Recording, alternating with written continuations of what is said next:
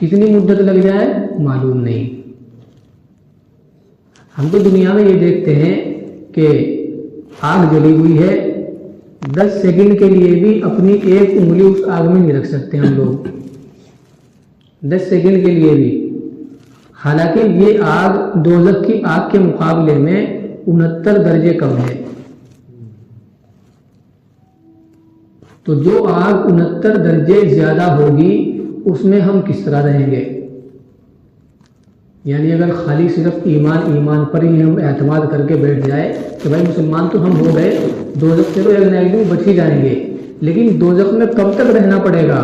اس عذاب کو اور اس سزا کو کیسے برداشت کریں گے؟ تو اس لیے مکمل نجات کے لیے ایمان بھی ضروری ہے، اعمال صالحہ بھی ضروری ہے، اور تواصی بالحق اور تواصی بالصبر بھی ضروری ہے۔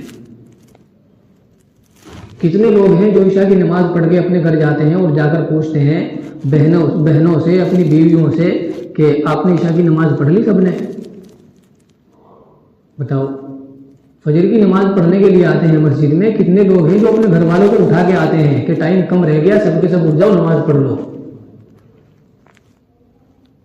کھانے میں نمک تیز ہے تو ہر آدمی ٹوکے گا، شوہر بھی ٹوکے گا، بھائی بھی ٹوکے گا، باپ بھی ٹوکے گا کہ کیسا کھانا بنا رکھا ہے، لیکن نماز نہیں پڑھی اس کی کوئی پرواہ نہیں ہے۔